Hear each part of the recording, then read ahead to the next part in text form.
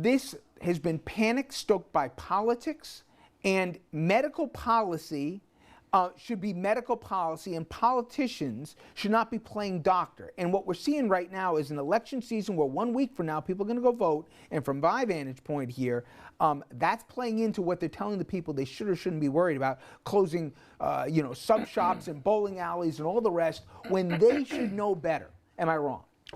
No, you're not wrong. It's not surprising. It's called the election in 1 week. Remember what's going on, Richard, in the back of Governor Cuomo's mind.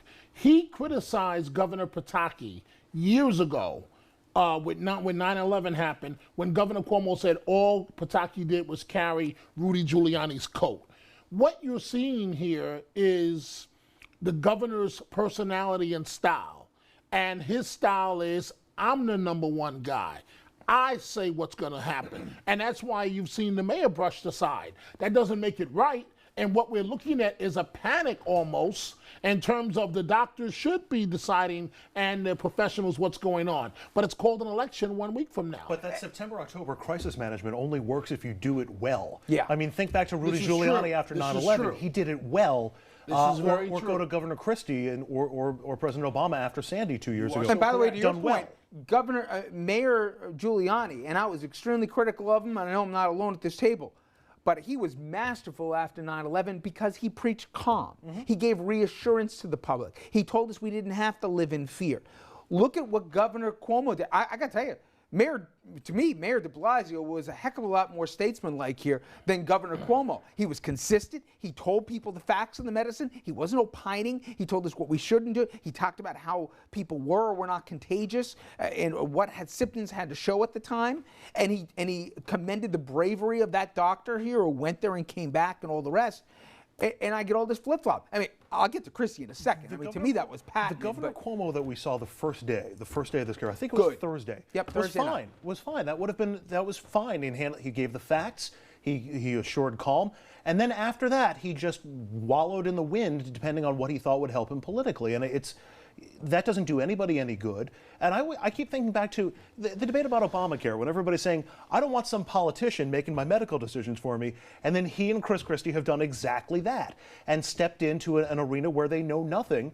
And they would have been much better off bringing in experts and having the experts give the information, as opposed to going out on a limb and then flip-flopping one way or another. And the trying to have his cake and eat it too, with the whole, I never changed my position, it's totally consistent. No, it's not. It's a complete flip-flop, and it's incredibly obvious, and it doesn't suit him particularly well 1 week from an election. And then it gets down to Nurse Hickok. Here's a woman who goes over there, right? Comes back. We stick her in a tent when she comes back into Newark. Are we kidding each other?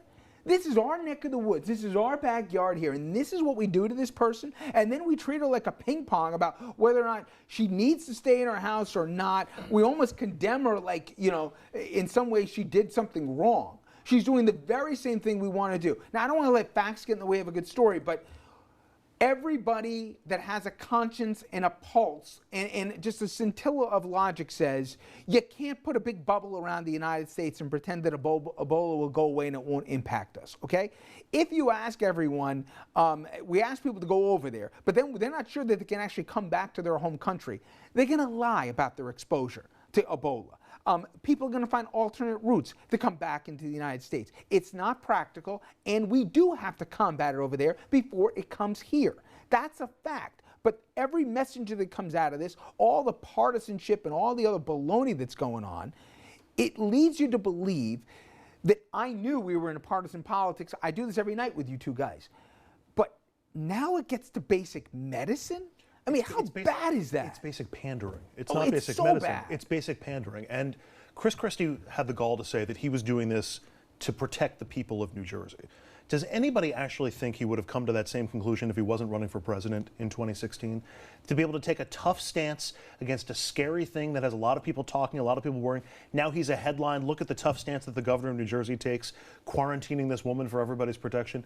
It's asinine. And then he gets labeled as the panda bear, whatever, by Rush Limbaugh that he's capitulating.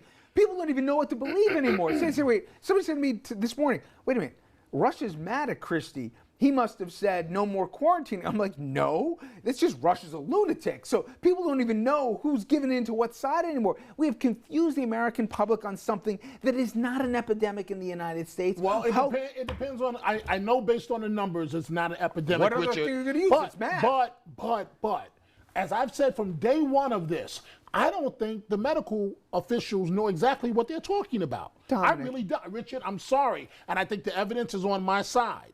Wait, time out. I'll let you go. Give me the math that says that this has been communicated and spread to people in America other than healthcare workers. Give me the regular American right now that has contracted Ebola from somebody that was over there in West Africa that treated a patient that came here. Give me the person. Okay, there may not be one person. wait, hold on. But all it takes is one. Wait, hold on, Richard. Okay, I ride the subway every day in New York City, as you do from time to time. You're not going to get it. Okay, well, yeah, but you don't know for sure. Yes, I do. No, I'm sorry. You know they said the same thing about AIDS, right? Remember? Yeah, I remember remember that Magic Boy, you come near him or whatever? I must have missed that. You have to have bodily contact, bodily fluids that have it exposed Right. when they are fully showing symptoms. I'm not a doctor. Right. I'm not playing one on TV. That's fact. Can I jump in on this? Sierra Leone and Nigeria had Ebola outbreaks. The World Health Organization now says that they've been contained in Sierra Leone and in Nigeria.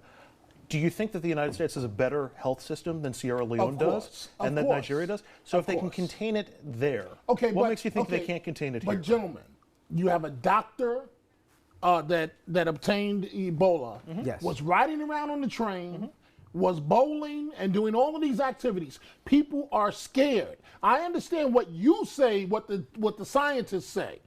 And that fear, people are scared. That fear is what's stoking all of this political maneuvering that we're seeing what's from also, Cuomo what's and also from stoking the Christie. political maneuvering is a weak president in the White House. Let's be honest about this.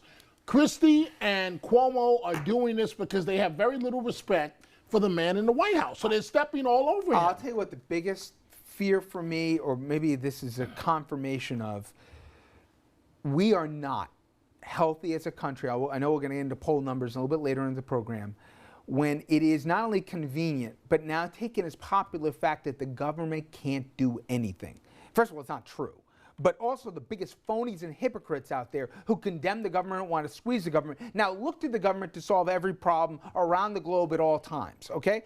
So, but leaving the hypocrisy aside, if you have no confidence in things like the CDC here, or I can name the government agency to do the basic things to protect Americans, even though the facts say they do, many people like Dominic now says, we don't know what to believe anymore, and that is the most frightening consequence out of all of this, and that's into the void where the Christies of the world, and even the Governor Cuomo's, will play into, especially when the political calendar suits them.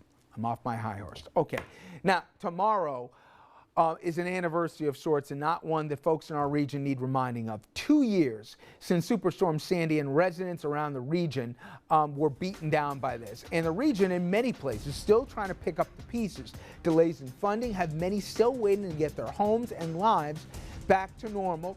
We're going to get into a checkup as to how we're doing, and also we'll ask whether we, the people here, are willing to dig deeper into our pockets, paying more in taxes even if need be, to build the infrastructure to protect us from the next storm that is coming.